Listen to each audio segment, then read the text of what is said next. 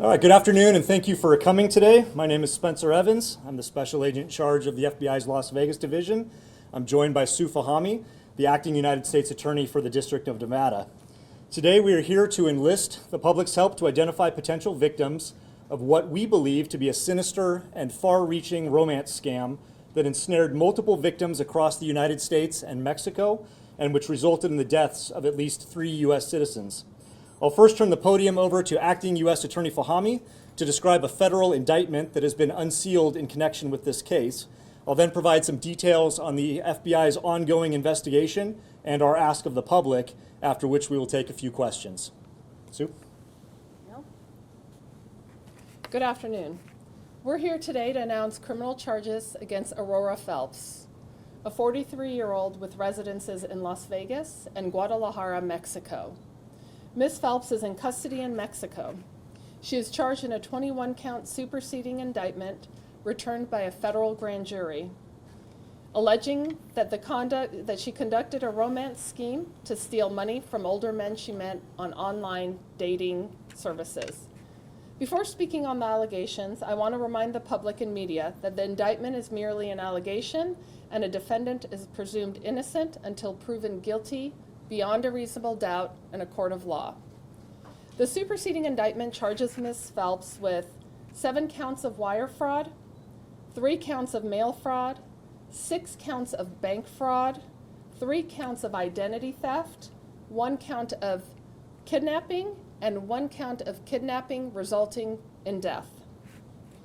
As alleged in the superseding indictment, from July 1st, 2021 to December 9th, 2022, Ms. Phelps met older men on dating websites or services, then met them in person. It was part of her scheme to drug the older men to gain unauthorized access to and steal money from their financial accounts to personally benefit herself and members of her family.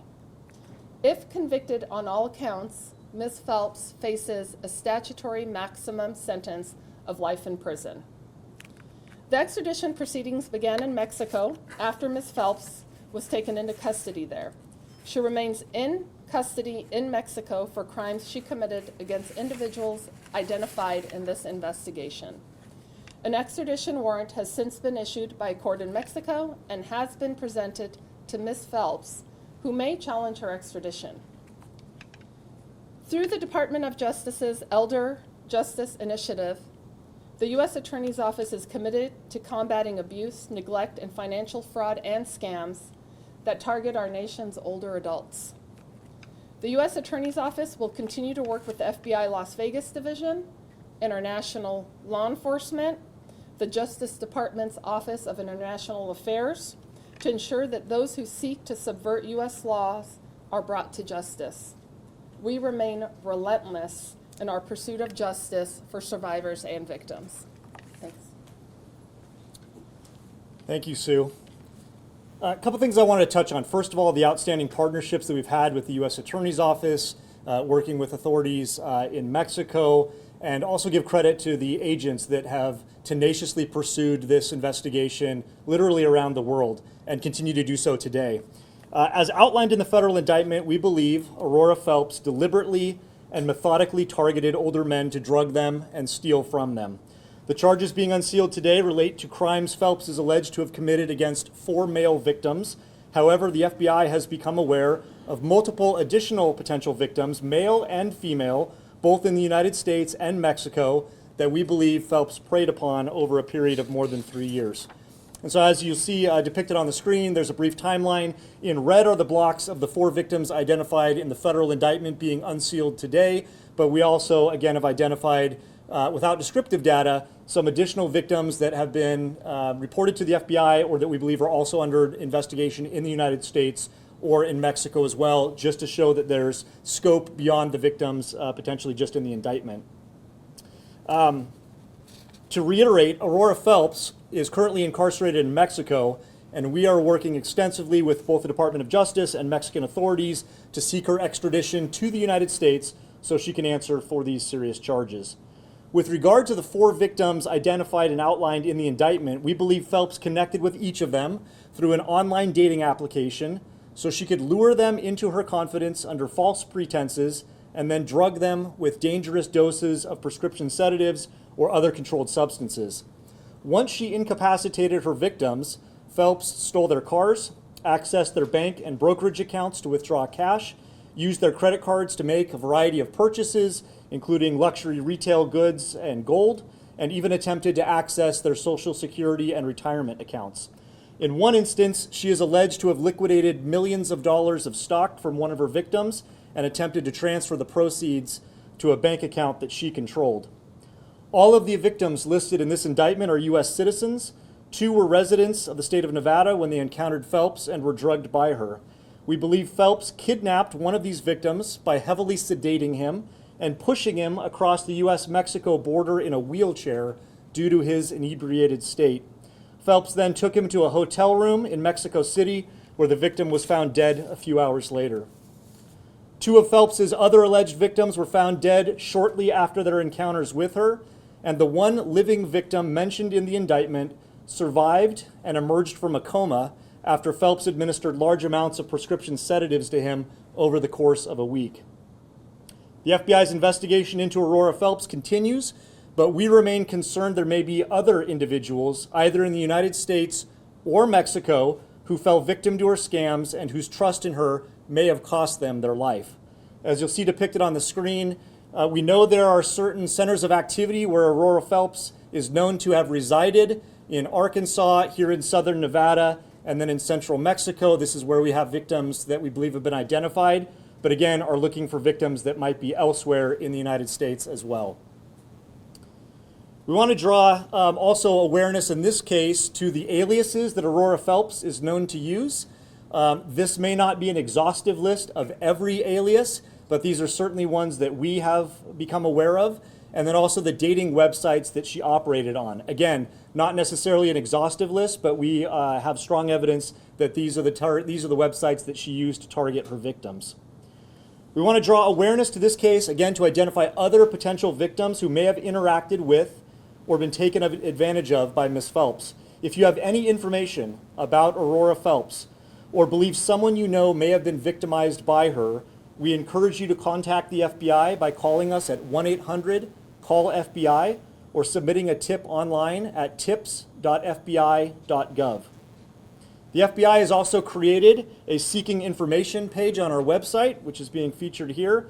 This website is now live and contains information we hope will help identify other potential victims either in the United States or internationally. Now, I want to conclude by highlighting the unimaginable and irreversible harm inflicted not only on the victims in this case, but also on their families. The FBI's Victim Services Division empowers and guides victims' families through the aftermath of crime and the criminal justice process, ensuring they navigate these challenges with dignity and resilience. Since the inception of this case, our victim specialists here in Las Vegas have been providing support and assistance to both victims and their family members. The FBI and the Department of Justice are committed to tirelessly follow investigative leads across the United States or around the globe to pursue justice for those who seek to defraud and harm innocent Americans. And with that, we'd be happy to take a few questions. And with the questions, if you could, when we call on you, if you could tell me which one you want to ask the question of, then we'll go ahead, David. First, quick question for Special Agent in charge. There were reports that you were told to resign and we had an acting Special Agent in charge. You are here today. Can you elaborate on that for us? Yeah, so despite some reporting in this regard, my employment situation with the FBI is the same as it was 21 years ago when I started. I remain the Special Agent in charge of the FBI's Las Vegas Division. Can you elaborate on Ms. Phelps' ties to Las Vegas? We saw those 3 cases here. Is she from here? Was she living here? What happened here? Yeah, at one point she resided here, and we know that some of the victims were contacted initially here, and at least 2 of the victims identified in the indictment were also residents of Southern Nevada. Follow-up to that, is she still currently a U.S. citizen, or is she Mexican national now living there? She has, my understanding, she has dual citizenship in the United States and Mexico. So just to clarify, there are 4 victims in the indictment. 3 of them are deceased at this point? That is correct. And all 3 that deceased, all 3 are from Nevada? No. 4 victims identified in the indictment. 2 of the 4 are from Nevada. 3 of the 4 are deceased. But there are at least 11 victims we know of and possibly more at this point. So, yeah, as we indicated on the timeline, there's the 4 victims we've identified in the indictment. We believe, based on other cases, either in the United States or in Mexico, or other information received by the FBI, that there are other victims in other locations. And again, that's the ask of the public, is we're trying to identify, are there others that were missing as well? We believe that she likely encountered other individuals who would have key information and evidence for us, or that potentially have a family member that was also victimized by her. Where did she grow up originally from, and also, do you think she had help with planning any of this? So I'll take the second part first. Whether or not she had help, we don't know. It remains an active, ongoing investigation. We're looking to see if there's any accomplices that would be identified. In terms of where she's from, she was born in the United States. As I mentioned, she's a dual citizen. At one point, she was a resident of the state of Arkansas. At another point in time, she was a resident of the state of Nevada, and also has family connections in central Mexico. Okay, Victoria. Hi, Victoria with Fox 5. Do we know if Ms. Phelps, where did she get the drugs from, and also have you guys been in contact with her family at all? The question is, where did Ms. Phelps get the drugs from? That remains part of the investigation. We're still looking into exactly where they were procured from and what they were. And in terms of whether or not we've had contact with her family members, I won't comment on that at this time. You talked about sharing some of this money with her family. Were they aware of where she was getting this money from, and how many family members was she sharing this with? When the question is whether or not we were aware of her sharing money with family members, you mean the victims' families, or are you talking about with her own family members? Yeah, so that remains part of the investigation of where the proceeds went and who she shared it with. We won't be commenting on that at this time. Okay, David. Can you elaborate on how someone could get in a situation like this? And the FBI obviously has done a lot on romance scams. This is probably the worst one we've seen. But what would, I don't want to use the word cause, but you have a victim getting pushed in a wheelchair, sedated, and dies. I mean, how does something like that happen on their end? How are they lured into that? Yeah, so the question is, how does this happen on the victim's end? What does it look like? And also to David's point, yes, this is technically a romance scam, but this is a romance scam on steroids. We have not seen one like this in recent history that's, as nefarious, as sinister, and certainly has the, as much of a tragic result as some of the others that we see.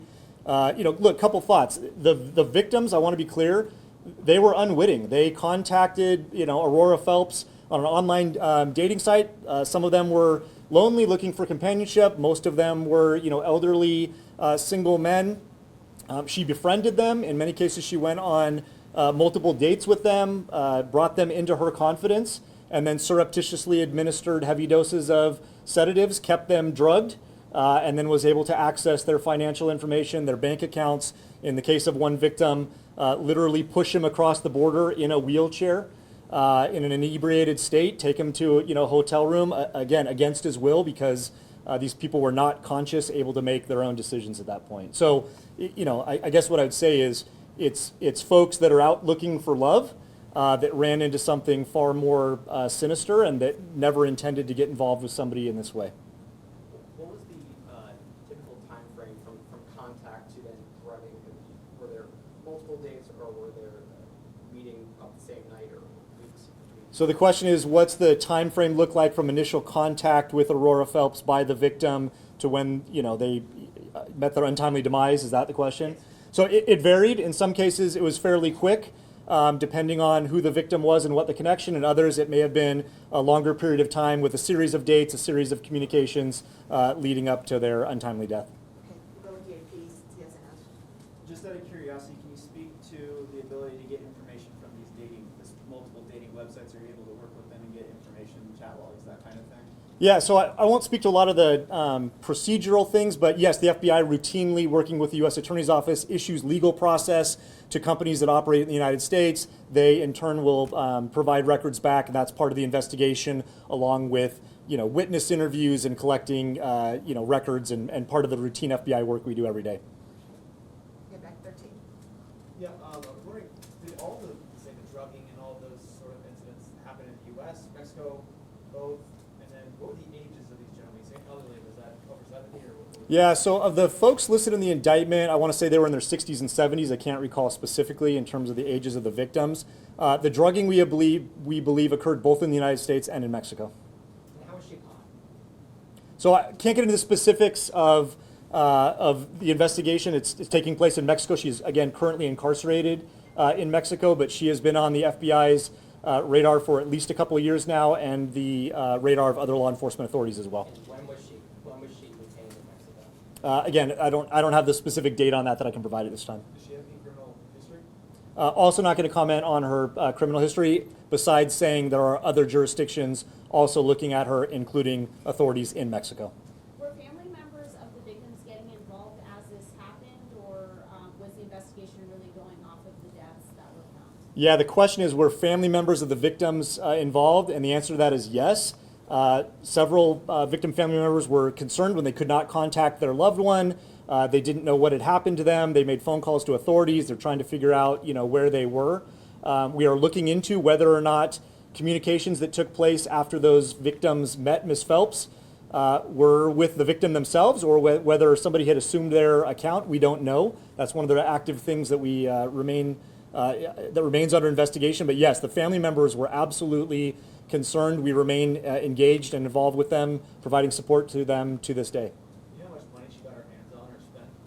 So the attempted amount of fraud is in the millions of dollars.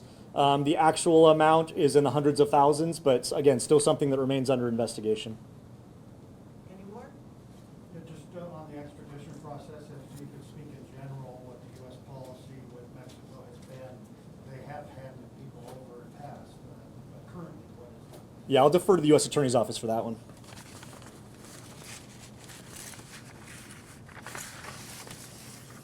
Sorry about that. So in regard to extradition, there's a long-established relationship with Mexico when it comes to international extradition matters, and we have the extradition treaty signed by both countries that guides the extradition process. The U.S. has provided Mexico a fully supported request for the extradition of Ms. Phelps. The case is now with Mexican authorities to determine if our request can be approved. So I can't make any further comments beyond that, but I can tell you that.